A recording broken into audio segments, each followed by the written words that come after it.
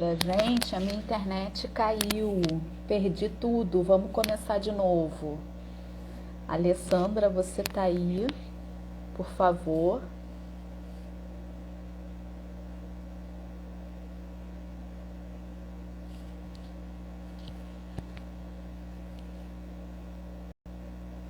Vamos aguardar a Alessandra entrar de novo, porque minha internet caiu e eu perdi o vídeo. Então a gente vai começar de novo.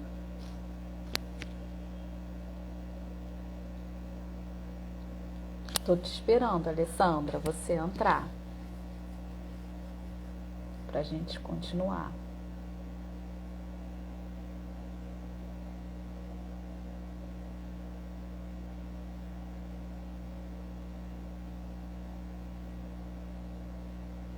Só entrar de novo, Alessandra, por favor.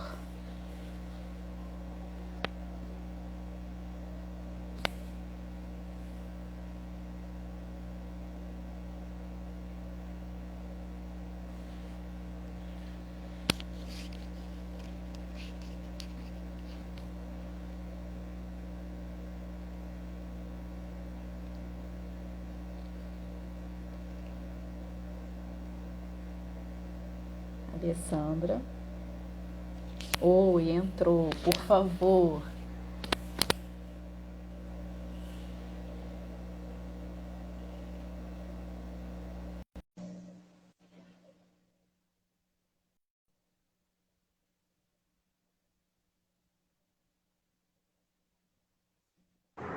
O que houve, Oi, Luzia? minha internet caiu, menina. Olha, quando eu fui ver, eu fiquei falando sozinha. Meu Deus do Não céu. E quer que quando te eu fui não. ver, Você falou assim, deixa eu. Ai, parou de funcionar. porque eu estava travando, então eu ia fazer um esquema aqui do meu celular para colocar nos dados, né? Só que eu não tive condições de Caiu colocar nos tudo, dados né? porque caiu tudo. E aí a gente perdeu o que a gente estava falando antes, mas a gente Ah, vai, a gente vai recapitular só um pouquinho na fala em que você disse dos movimentos, né, sobre os movimentos que estão acontecendo, né, acho que na... assim, quando eu já tinha acabado de falar, né, sobre isso, mas você estava travando, para mim Não, estava não, normal. não, estava Oi? travando para mim estava travando. Para Não, mim mas estava só. essa questão mesmo dos movimentos, né? Que agora você falou que que estão com voz, né? Que de passinho em passinho as coisas estão sendo conquistadas, né? Essas pessoas estão tendo Que assim, visibilidade, né? é importante, né? Os movimentos sociais eles são importantes no sentido de estar ali presente e em postos de poder.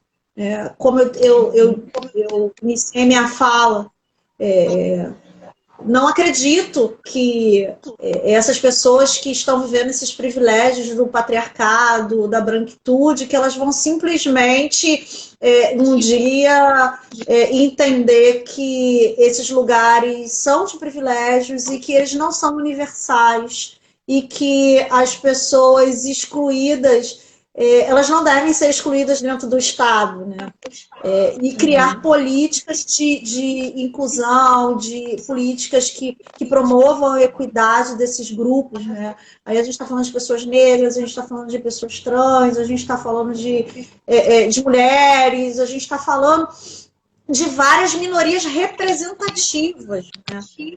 Porque se a gente pensar bem, nós somos massa da população e era para sermos ouvidos, era para termos força política de transformação. E a nossa força política de transformação ela vem dos movimentos sociais, que a gente tem várias candidaturas aí colegiadas, né? Que é assim, eu acredito que seja um movimento social que prima pela coletividade, né? E representar grupos políticos sendo grupo político, né? Isso para mim um movimento muito importante que a gente vem assistindo e é importante estarmos atentos a esses movimentos, né? Desses grupos colegiados que estão ali quanto representação dentro dos meios políticos estão e sofrem diferentes formas de assédio e realmente de formas violentas contra as suas vidas por estarem lá reivindicando esse lugar dentro desse espaço de poder que são as câmaras, o Senado. Então, eu vejo como um movimento social, político muito importante aí no sentido de caminhar, né, mesmo que a passos curtos, para a transformação social. Você acha que cabe o termo reparação pelo que os negros escravizados sofreram? Já que não se pode apagar, né? Já que não se pode apagar essa marca ruim, péssima, desumana que houve no nosso país, e a gente está falando mais na cidade do Rio de Janeiro, você acha que esse termo reparação é suficiente para isso, Alessandra? Assim, eu não acredito que seja suficiente para apagar toda uma memória de violências vividas no período escravista e nas violências que a população negra ainda sofre diante do racismo. Eu acredito que o termo reparação ele não é o suficiente, né? A gente precisa de uma transformação social muito grande, né? Num caminho de encontrar uma equidade, né? E assim, não posso dizer que eu tenha solução para isso, né? Mas eu acredito sempre que o caminho é na construção de coletividades, de espaços de fala e de representatividade, que eu acho que é o caminho para a gente tentar encontrar, né, um lugar para as pessoas negras nessa sociedade, porque a gente continua ainda colhendo questões relacionadas ao racismo, às exclusões, que está muito ligada a essa sociedade que a gente tem, que é uma sociedade pós-abolição, que é uma sociedade em que pequenos grupos de privilégios ainda querem construir e garantir lugares de diferenciação como pessoas de elite simplesmente por se sentirem universais. Você agora falou uma coisa da não suficiência da reparação e eu acho que isso vem até de... Eu acho que a construção do nosso país já foi uma construção errada, né? Assim, o Brasil já começou de forma equivocada nos seus governos, né? Da sua forma de governar, né? Até porque aqui era colônia, né? Então, já começou daí, né? A gente servia a um poder que era Portugal e as coisas eram usurpadas, né? Sempre foram usurpadas. Então já começa errado daí. E eu acho que esse termo usurpar, eu acho que existe até hoje, inclusive na questão dos direitos, né? E talvez a reparação ou a consciência venha com educação, né, Alessandra? Com a educação básica, né? Eu acredito muito no poder transformador da educação, né? Eu sou professora de educação básica, né? Você iniciou falando sobre esse trabalho que eu exerço lá na pós-graduação do IPN, nas oficinas. Uhum. Até mesmo o IPN, ele tem muito essa pegada de fazer um trabalho social. O IPN é o Instituto de Pesquisa dos Pretos Novos, né? Que é uma ONG, museu, centros de pesquisa, e ali ali é Gamboa, né, Luzia? Eu sempre falo o lugar errado. É Gamboa. Ali na Gamboa, o IPN era uma casa onde se descobriu que essa casa e o bairro, boa parte do bairro estava sob o cemitério das pessoas que vinham, né, entravam pelo porto ali do Valongo, e esse cemitério era um dos pretos novos, ou seja, as pessoas vinham, não resistiam, eram jogadas em valas comuns, e na vala comum, que era o cemitério que era administrado pela Igreja Católica ali. Então, era o cemitério dos pretos novos. E a administração do IPN, ela tem muito esse compromisso de educar, né, de falar, de não deixar essa memória ser esquecida, apagada, né? Eles recebem muitos grupos de estudantes de escola pública, eles têm todo um trabalho para estudantes, para turistas, oferecem oficinas gratuitas, oferecem pós-graduação. Então, é um espaço que tem esse compromisso social, né? E eu também sou professora de educação básica e pública. Eu acredito muito na escola pública, né? Eu sou fruto da escola pública e eu dentro da escola pública, isso, eu já encontrei, eu tenho duas amigas de escola pública aqui assistindo, a Dalu, que é minha parceira, a gente, junto com outras parceiras, a gente tem um pré-vestibular social dentro da escola, professora de biologia. Eu vi Zilene também, que aposentou, mas vim fazendo trabalho social na escola. Eu fico assim, mas você aposentou, você está aqui de novo? Ela está na biblioteca fazendo atividade, professora de literatura. Então, assim, a gente tem, nesse momento, a gente vive um período de descrédito do servidor público e, sobretudo, do professor de escola pública. E eu posso dizer que a escola pública ela sobrevive porque tem a gente. Eu não estou querendo dizer que eu sou a melhor professora do mundo, que faço os melhores projetos do mundo, não. Eu estou dizendo que, eu quero dizer que existe muita gente que se organiza de maneira coletiva ou individual na crença de que a escola pública é importante e que a transformação de base está ali na educação. Uhum. Da gente fazer vaquinha para levar nossos alunos do pré-vestibular para fazer o caminho a pé, da Praça 15 ao IPN, e eles ficarem maravilhados por eles estarem vendo a história, de parar e falar assim, e a professora de geografia falou da remodelação da cidade, então foi isso. Então foi isso. Você falou que tiraram o porto da Praça 15 e levaram para outra região. Olha como é distante, eles queriam mesmo esconder.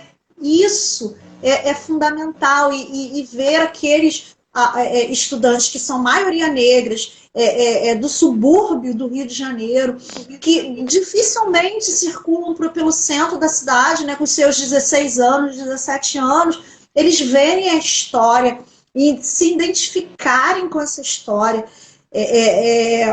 mesmo sendo uma história de dor, eles entenderem qual é o seu lugar quanto pessoas negras e como que as pessoas negras construíram o Brasil, construíram a cidade do Rio de Janeiro. Isso é transformador, né? E às vezes é um gesto da gente pegar um sábado e andar mais de 5 horas. Eu carrego meu filho debaixo do braço. Outro dia eu estava falando assim, filho, você andou mais de 5 horas com os meus alunos. Ele falou assim, eu fui, né, amor? Foi legal. Por quê? Eu sou mãe, eu tenho que estar com meu filho, mas eu gosto de estar fazendo esse trabalho social porque eu acredito. né? Eu acredito que a transformação é aí, né? O estudante se entender como sujeito dessa história, como pessoa que está inserida nessa história e enxergar, né, de maneira concreta as coisas que nós estamos dizendo, que é uma forma de gerar identificação muito importante e também consciência de classe. Gente, sim, consciência de classe seria assim, o ponto de transformação da pessoa entender qual é o seu lugar e o que ele pode reivindicar, né? Quais argumentos que ele pode construir dentro de todo um processo histórico que ele está inserido e que os seus também estiveram inseridos. Isso para mim é fundamental. Eu acredito muito na transformação social pela educação. Eu acho que a educação transforma. Sim, e eu também sou oriunda de escola pública e eu tive, assim, excelentes professores. E assim, para complementar, você falou que as crianças veem o lugar, né, o Valongo ali, né, o caso do Valongo, e dizer também que as pessoas acham que a escravidão foi muito distante, né? É muito distante. Quando a pessoa fala assim, porque na época da escravidão, como se fosse algo, assim, há 500 anos atrás. E não é, né? Para a história, é super recente, né? E eu tô me lembrando aqui da vez que eu fui no seu colégio, que você dá aula, da palestra sobre samba, né? E eu mostrei a certidão do meu bisavô, né, para os seus alunos, e eu disse que ele era escravo. Eles ficaram todos perplexos, porque assim, é recente, né? É meu bisavô, é o avô da minha mãe. Então, assim, a escravidão é recente, né? E parece que os políticos, né, fazem essa questão de ter esse apagamento, né? E que graças a vocês, aos professores, aos movimentos sociais, ao IPM, isso não é apagado, né? Isso não pode ser apagado. Eu acho isso fantástico.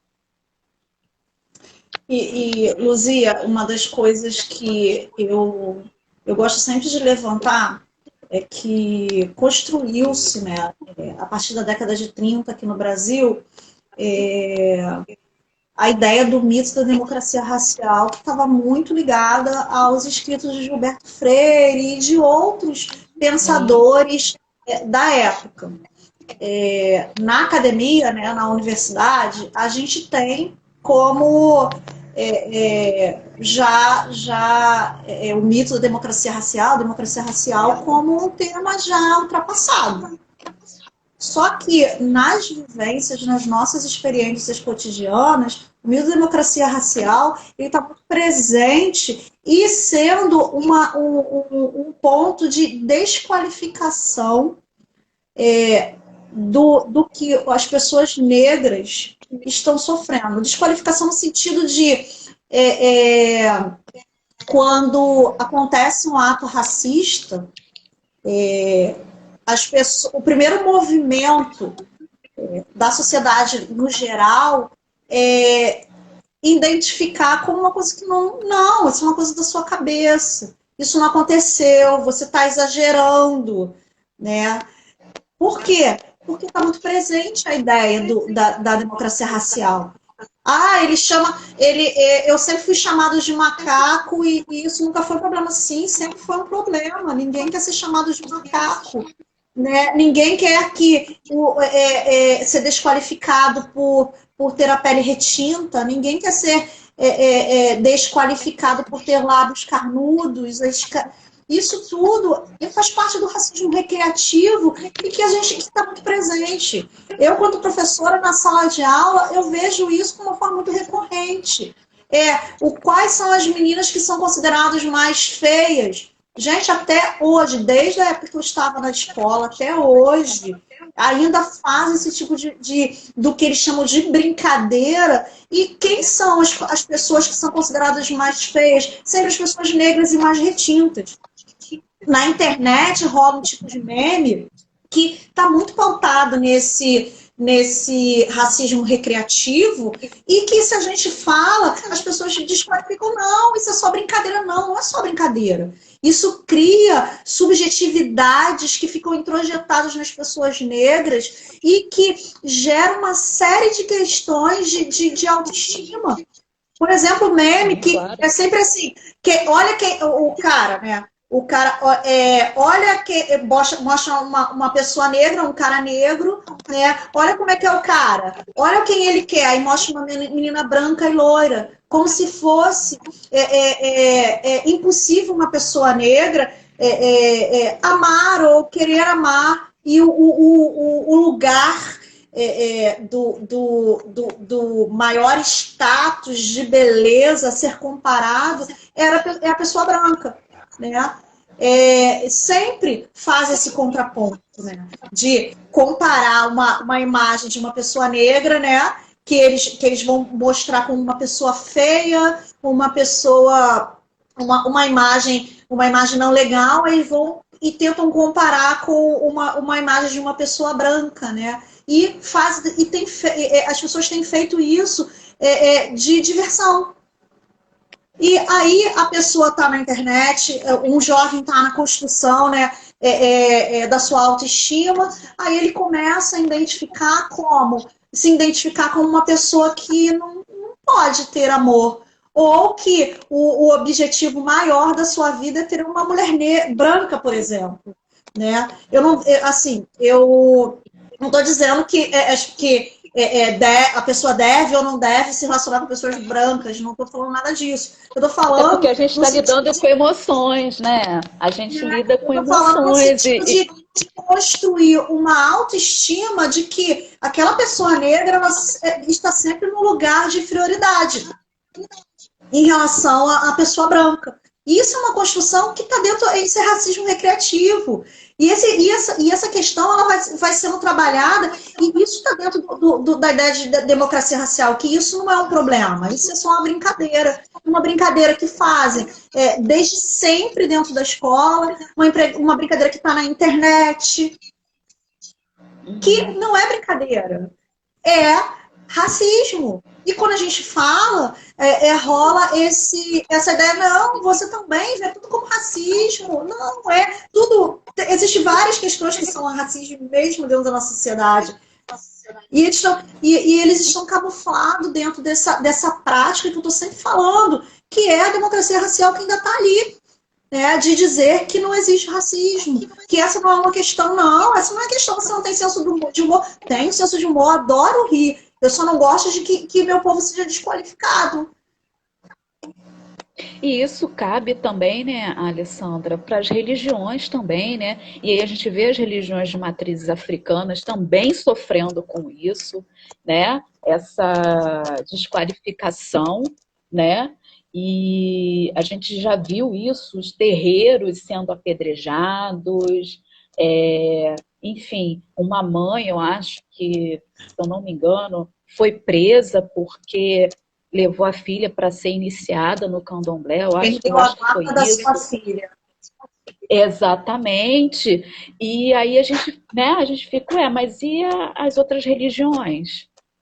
Né? Que a gente batiza os bebês, né? Com meses. A revelia, né? Exatamente. Então, assim, são ataques que são até hoje praticados. E isso é muito sério. Eu acho que a ideia mesmo, Luzia, da universalidade. Acredita-se, existe um ponto, construiu-se um ponto de referência de grupos que se sentem universais, que as pessoas ligadas ao patriarcado, as pessoas brancas, e uma religião específica que gira em torno do cristianismo. E tudo que não está dentro dessa bolha do universal é considerado como minoria e que está errada, né? Aí que a gente tem os racismos, né? As religiões de matriz africana, elas sofrem racismo religioso. Porque houve desde sempre uma construção da ideia de demonização, né, dessas culturas. E assim, demoniza-se sem querer estudar essas culturas, né? A gente não tem espaço para falar ou estudar essas culturas. Eu falo sempre que no sexto ano, um dos conteúdos de história é você falar sobre culturas do mundo. Aí a gente pode falar com muita liberdade das culturas que são brancas.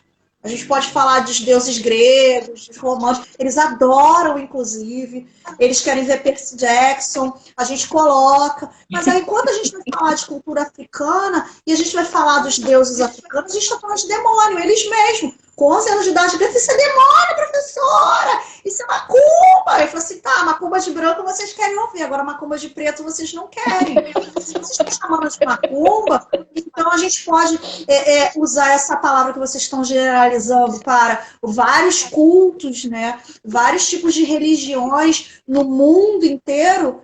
Então a gente pode usar. Então, assim, é uma questão mesmo de estar problematizando os conteúdos, né? Os conteúdos ali estão organizados dentro de uma mentalidade que reafirma essa universalidade do cristianismo, do patriarcado, da branquitude. Então, a gente está ali na escola, se a gente não tiver cuidado em abordar conteúdo e os conteúdos que estão ali como conteúdos básicos e desconstruir essa ideia de universalidade, a gente está contribuindo para essas exclusões, né? Quando a gente fala, por exemplo, sexto ano tem conteúdos cruciais, por exemplo, a gente fala sobre evolucionismo e criacionismo, né? E é muito complicado você dizer que a construção do cristianismo é criacionismo. E como que você vai construir esse discurso sem que você entre no proselitismo? Você mostrando várias outras formas de entender o mundo, né, de outros povos, que é esse o objetivo de um sexto ano. É você oferecer diferentes culturas, né, do mundo, de civilizações do mundo inteiro, do mundo inteiro não, de algumas partes do mundo, sobretudo do mundo ocidental, que é o que o currículo pensa, que é esse currículo. Aí acrescento mais uma vez da universalidade do currículo, é pensar sobre dentro de um viés ocidentalizado também, né? Então é muito importante que assim, a gente tenha consciência que esse currículo é assim, né? Se a gente quer mesmo e entende a educação no seu papel transformador, se a gente quer transformar através da educação. Sim. E aí, agora você está falando do papel da educação e que você já tinha falado antes, no início da live, que caiu. E aí a gente vai para uma parte que a gente gosta bastante, né? Que é o samba.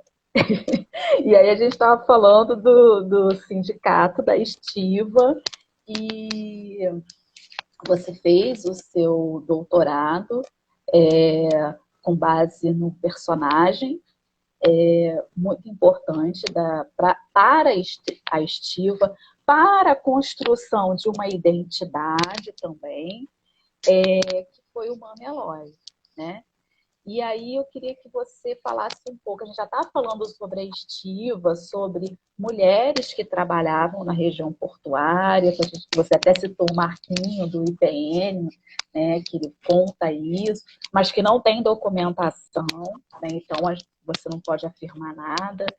A gente torce para para as pessoas encontrarem, que vai ser maravilhoso, né? Acrescentar gênero, né, a essa história. Sim, sim.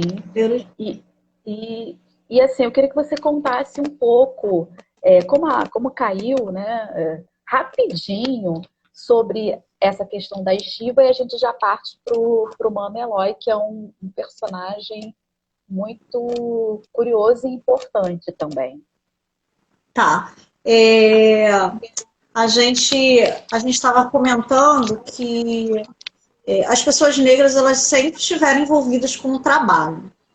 E é muito importante pontuar que quando as mulheres brancas saem às ruas para reivindicar o seu espaço de trabalho, as mulheres negras já estavam exercendo esse espaço de trabalho fora das suas casas desde sempre.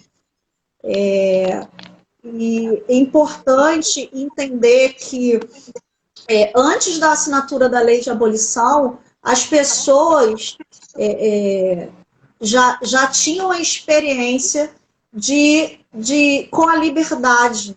Né? Muitas pessoas tinham conseguido suas alforrias, e essas pessoas negras, né, ex-escravizadas, né, a gente está usando negro de maneira generalizada, né, a gente não vai aqui problematizar a questão do uso e a construção da palavra negra, né, negro no sentido político, né, porque não cabe aqui agora, mas a gente está falando de pessoas ex-escravizadas que no período antes da assinatura da lei já tinham experiências em exercer trabalho e trabalho livre.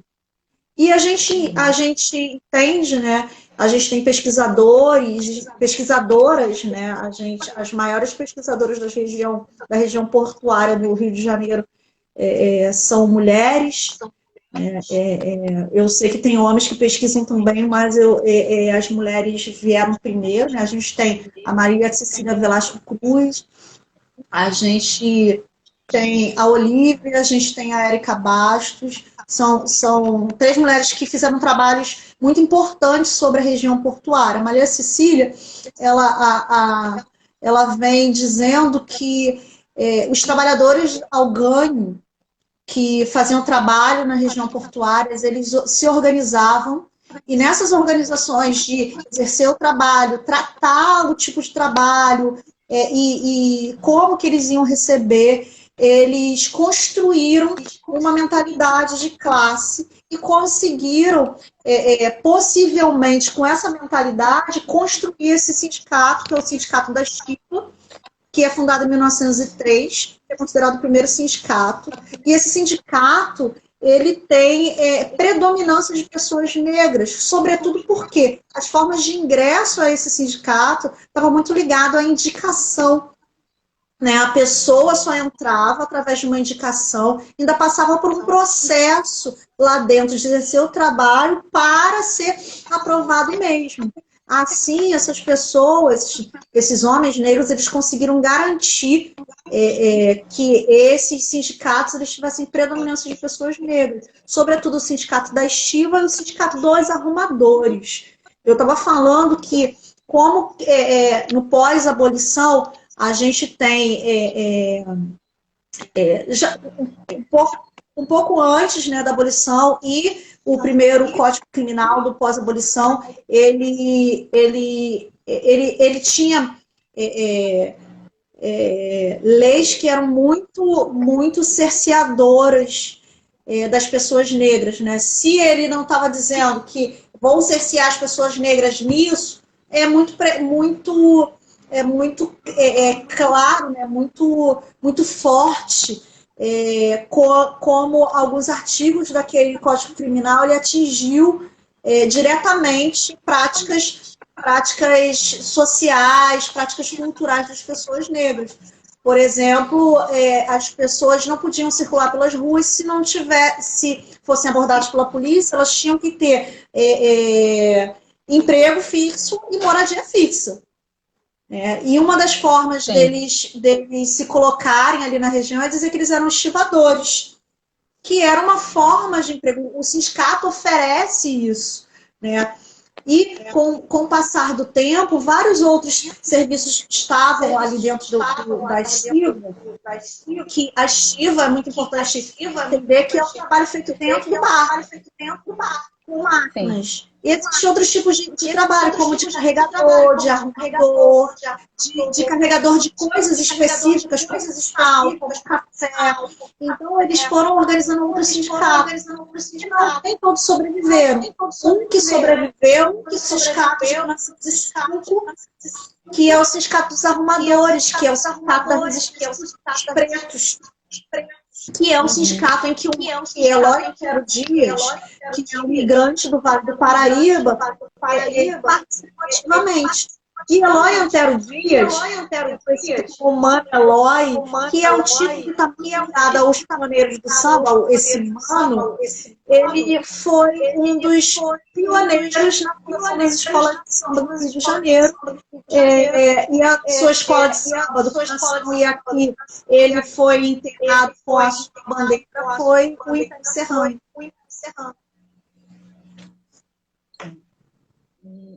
E aí que eu quero chegar.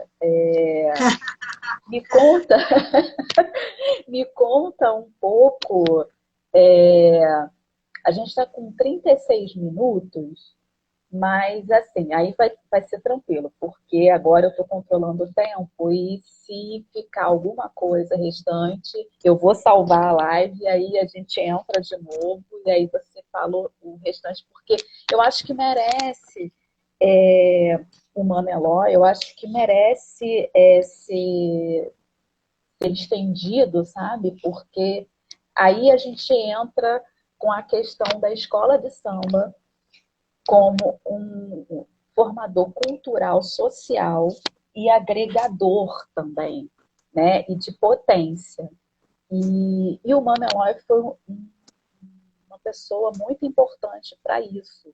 Inclusive, eu acho que até na questão do governo, né, do Getúlio, e, enfim, ele é bastante importante. Então, você já pode falar quem foi Mano Eloy. Ou Eloy Antero Dias. Eloy Antero Dias. Que um escreve com o I, né? O Eloy com I, ou o Eloy com Y, né? Eu adotei o Eloy com I, que era a forma com que ele assinava. Ele assinava o nome dele. Pois é, eu sempre vi também tinha acesso às atas, né, das reuniões do Sindicato da Resistência, na época que ele era presidente, a assinatura dele está lá. Eloy Antero Dias e Eloy com I. Então, eu decidi que ia usar com Y, assim como ele assinava. Sim, eu também sempre soube com Y, né? Sempre. Na quadra do Império Serrano está escrito com I. Que a quadra do Império Serrano é batizada com o nome de Eloy Antero Dias, né? Porque ele foi fundamental na fundação do Império Serrano e diferentes escolas de samba, né? No processo de entender essa trajetória do Mano Eloy e a sua relação com as escolas de samba, eu entrevistei o seu Rubem Confetti. O seu Rubem Confetti é uma das memórias mais potentes sobre samba, escola de samba e cultura, né? Afro-brasileira aqui no Rio de Janeiro. E o seu Rubem Confetti, ele me disse, né, que ele conheceu o Mano Eloy já era um homem senhor na época, né? E ele falava, o Rubem Confetti, ele dizia que o Mano Eloy, ele é o título da minha tese, né? A frase do seu Rubem Confetti, ele dizia que Mano Eloy entendia as escolas de samba como uma forma de tirar o negro do lugar de informalidade. Isso, para mim, é muito importante para entender por que esse homem, ele chegou muito jovem, ele chegou por volta de 15 anos de idade aqui na cidade do Rio de Janeiro. Ele era do interior do estado, da cidade de Resende, né, Engenheiro Passos. Ele vem para a cidade, ele trabalha nas ruas como baleiro, e como que ele consegue se construir como um homem que está um dos sindicatos mais poderosos da região portuária, que fazia greves imensas, que trata junto com o Ministério de Trabalho, recém-fundado Ministério do Trabalho, a legalização do trabalho no povo. Como que esse homem investe tanto em espaços de cultura para as pessoas negras? Aí o seu Rubem Confetti, ele me vem, fala, me fez entender muitas coisas, né? O Rubem Confetti dizia, olha, naquela época tinha muita diversão. E uma das garantias que a gente tinha, a fundação de Gafieira, que o Manelói também fundava a Gafieira, uma das garantias que a gente tinha é que a gente tinha que ir à polícia para pedir a legalização do espaço, a fundação daquele espaço, e dentro daqueles espaços era um lugar onde os jovens vão. Aí eu começo a perceber que além dos encontros, além do espaço de lazer, são lugares de sociabilidade. Sociabilidade no sentido de que um dos membros morre, ajuda as famílias. O enterro o velório, assistências para conseguir trabalho para os mais jovens.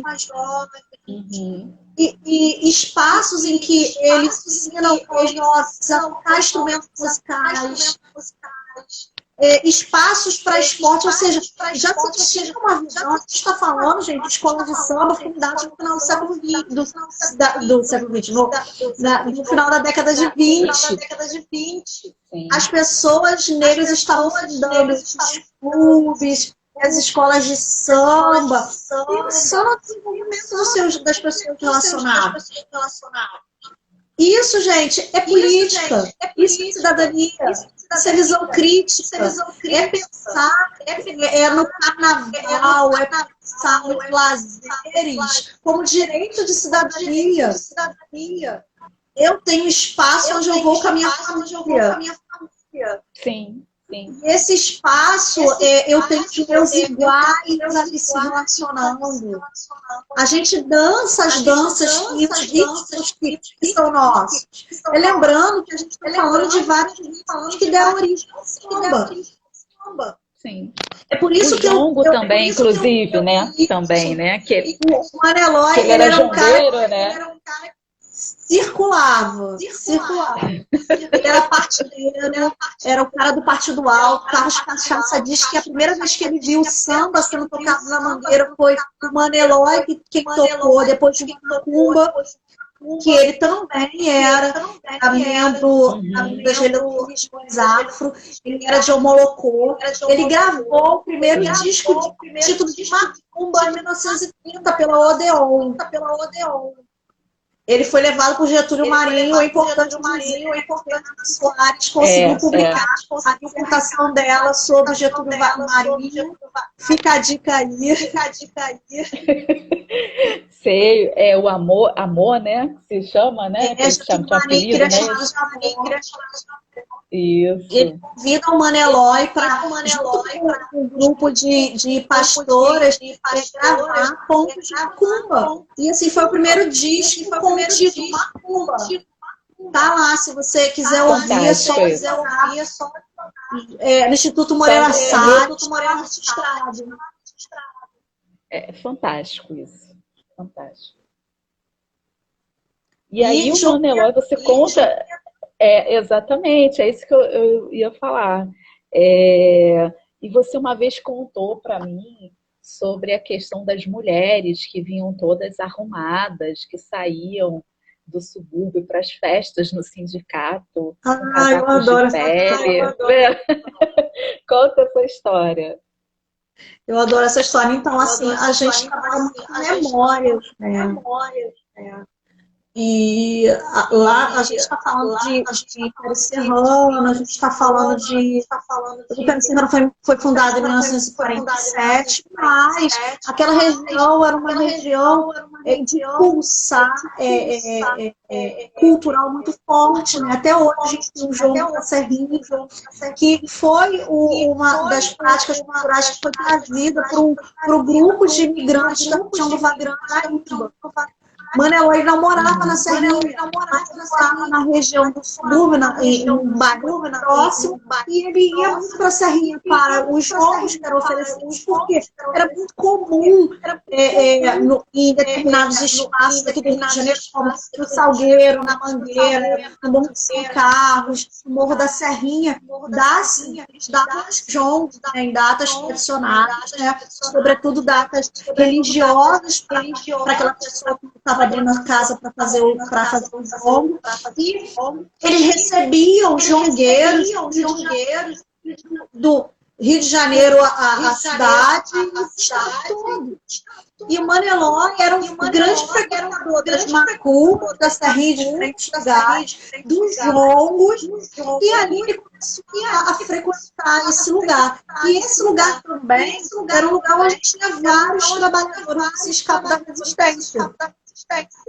Uma das coisas que a gente não sabe, se o Mano Eloy chegou primeiro ou os trabalhadores, ou se o Estado chegou primeiro, a Serrinha, mas ali a gente tem essa confluência de saberes que são trazidos por essas pessoas que migraram do Vale do Paraíba e que formaram blocos, escolas de samba, que em 1947, com o apoio do Mano Eloy, alguns jovens que eram trabalhadores do Porto do Rio de Janeiro e do Sindicato da Resistência fundou a Escola de Samba Império Serrano, que num grupo de famílias, o Império Serrano ele vai crescendo. E existiam, né, essas mulheres, os trabalhadores, que tinham postos importantes, né, como as mulheres da família Oliveira, por exemplo, que existem a Timária, que é uma grande fundadora do Império Serrano, e que seus netos e bisnetos, eles tinham história de fotos e memórias dessas mulheres indo para as festas do sindicato, os homens muito bem vestidos de terno, elas de carro alugado e casacos do velho.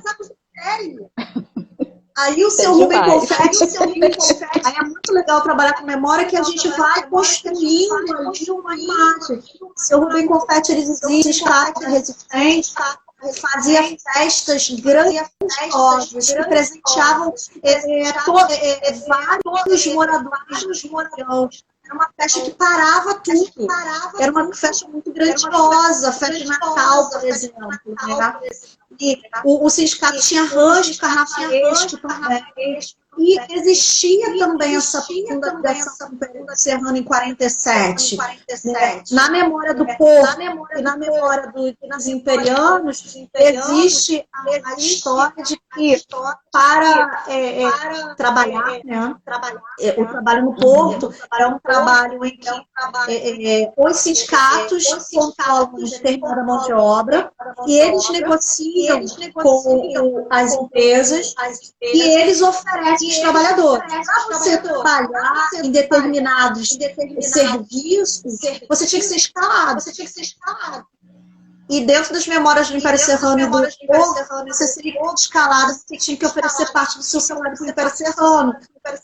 E isso é o que muitos imperianos acreditam que foi a força e a riqueza do Império Serrano que fez com que o Império Serrano chegasse muito jovem, em 47, e vencesse, né, os carnavais, né, subsequentes.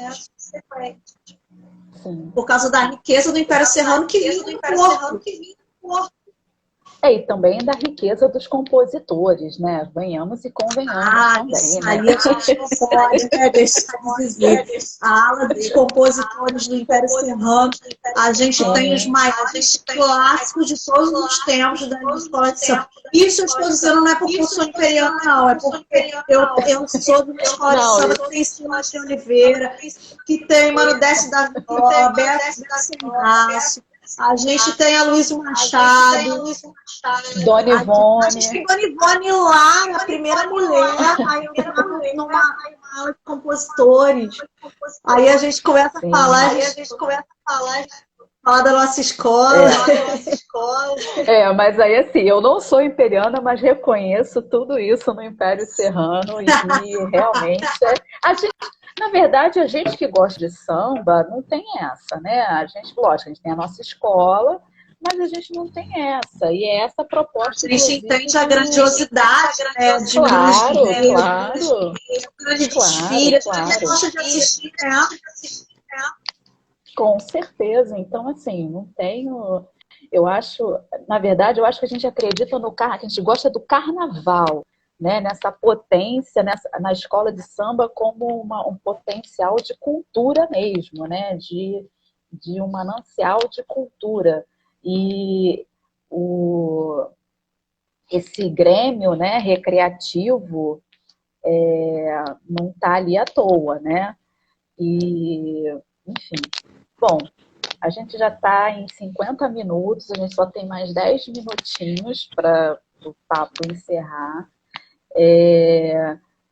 Você queria fazer mais alguma colocação, Alessandra?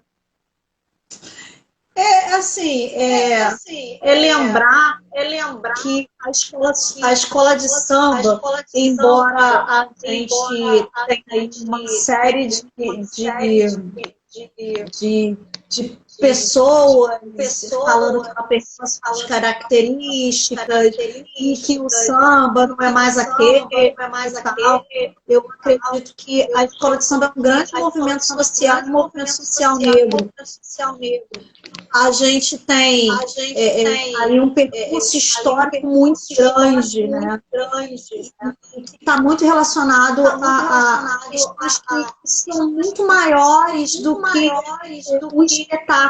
O espetáculo é o que a gente quer ver, é lindo, a gente vira noites vendo escolas de samba e com muito prazer e a gente adora, mas as escolas de samba elas são pontos cruciais das comunidades, nos seus primórdios e ainda hoje, porque são lugares de potencialização de identidade local. De desenvolvimento, né, local, do seu povo, né, das suas comunidades. As escolas de samba estão sempre levando o nome das suas comunidades. Quando o Império Serrano é anunciado, está anunciando a escola de samba que é da Serrinha, Samba da Serrinha. A gente vem resgatando toda uma história ancestral. Sim. E todas as outras escolas também.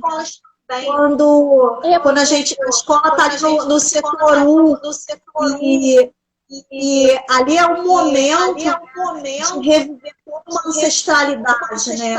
De reverenciar a sua comunidade, né? E sempre se começa o desfile com um samba de terreiro, um samba de aclamação, de exaltação à escola e à sua comunidade. Antes do espetáculo é isso. É o chão da escola, a gente está ali, o chão da escola, é a ancestralidade, é a história. Então, eu entendo a escola de samba como um grande movimento social negro pós-aflição. E que está resistindo. Falar que as pessoas brancas estão lá. Mas a raiz de tudo isso é uma raiz ancestral mais profunda, de culturas que estão presentes e vão ser presentes. E o chão da escola é a sociedade. Sim, e assim, deixa as pessoas brancas estarem também, né? Eu acho que é um cruzamento muito bacana, né? E não é só isso, a escola de samba, ela é cultura também. O que está passando na avenida é o final, mas tem o antes, que é feito assim, quase um ano de antecedência. São enredos que são pensados, são histórias que são contadas através do enredo, tanto história com H maiúsculo, né, como história com H minúsculo. Então, assim, e literatura também, escola de samba, em carnaval, envolve literatura, como a gente estava falando lá no início, que caiu, envolve literatura também, porque é interessante que nessa época do auge do Império Serrano, né, que a gente pode dizer assim, chamado auge do Império, e de outras escolas também, muitos autores da literatura nacional foram enredos, né, dessas escolas. Então, isso é muito importante da gente lembrar, né? E escola de samba é isso, é cultura. Eu acho que ainda hoje, Alessandra, as pessoas veem o carnaval somente como entretenimento, né? E às vezes eu brigo muito com isso, que não é entretenimento só, é um entretenimento talvez para o turista, né, que vem lá de fora, que está vendo aquilo ali, né, para as pessoas que ficam no camarote, mas para quem faz o carnaval, não é entretenimento, é muito mais que entretenimento, né? Quem pisa o chão da avenida como ala de comunidade, com a ala da comunidade, não vê como entretenimento, né? Existe um ensaio, existe um compromisso com aquela escola, com a bandeira que você defende. Então, fazer parte de escola de samba também é subversão, é subversivo isso, e eu acho muito legal. Muito e assim, legal. Trabalho também, né? Sim. Envolve vários setores de trabalho e a comunidade, né, se especializa, tem todo um trabalho de especialização da comunidade para fazer adereço, para aprender desenhação, para trabalhar na construção desse destino, né? Então, assim, a escola de samba tem um papel social que é muito forte, geradora de emprego. E a gente fala das questões simbólicas relacionadas à cultura que é irradiada pela escola de samba, mas o papel da escola ali, dentro da comunidade, gerando emprego, é fundamental para muitas famílias.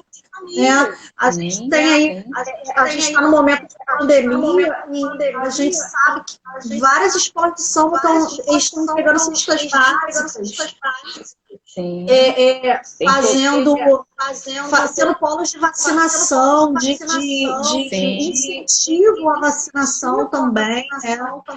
Então, é importante, por isso que você está afirmando que a escola de samba é uma coisa importante na comunidade, né? Mesmo as escolas de samba que já não estão mais, que lá no mesmo lugarzinho onde elas foram fundadas, essas escolas elas ainda estão voltadas para as suas comunidades.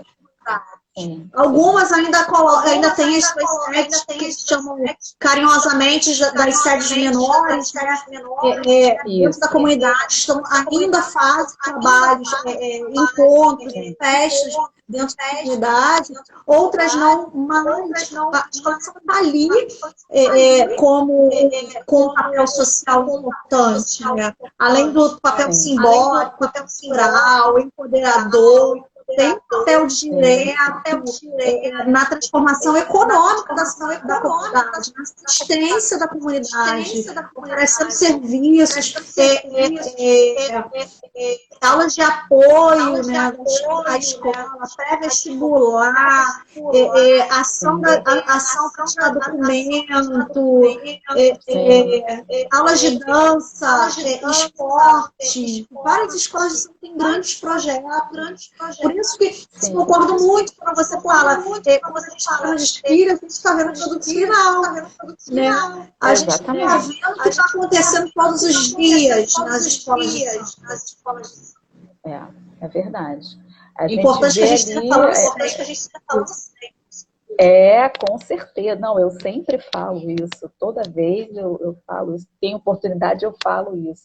Porque ali são só alguns minutos, né? Mas é um Que trabalho que pena, é né? feito durante Que o ano pena, todo. né? Socorro. Mas é um trabalho que é feito o ano todo. Bom, Alessandra, a gente já está terminando. Eu gostaria muito de te agradecer por você participar aqui da live. Desculpe todo, enfim, o que passamos, né? E depois caiu, eu tive que voltar, a gente voltou, a internet caiu, enfim. Mas eu gostaria muito de te agradecer e dizer que esse espaço aqui é aberto para você. Quando você quiser Eu que te falar, agradeço. é só é só acionar que aí a gente abre aqui o canal e fala a respeito Quando o de livro qualquer coisa sair, que né? você quiser. A Exatamente. tese ganhou o prêmio do Arquivo Nacional e vai ser publicada. Pois é isso que eu quero que você depois me conte na próxima. Quando o livro sair, você volta. A história do Monelói, ela nunca seja esquecida, né? Vai ser publicada. É muita alegria desse apoio da ancestralidade, de ter conduzido meus caminhos para conseguir fazer o trabalho e que esse trabalho tenha agora, essa oportunidade de ser publicado no prêmio, que é muito importante na área de pesquisa e pesquisa histórica, né? E que a memória do Manelói nunca seja esquecida, né? E de muitas outras pessoas. E de muitos outros também. A construção cultural, social, política do Brasil. E assim, agradeço. Alessandra, Agradeço nada, por estar nada. aqui. A gente gosta de falar. Alessandra, muito obrigada. Um beijo para você, manda um beijo para o seu filhote. E muito obrigada. Beijos. Tchau, até.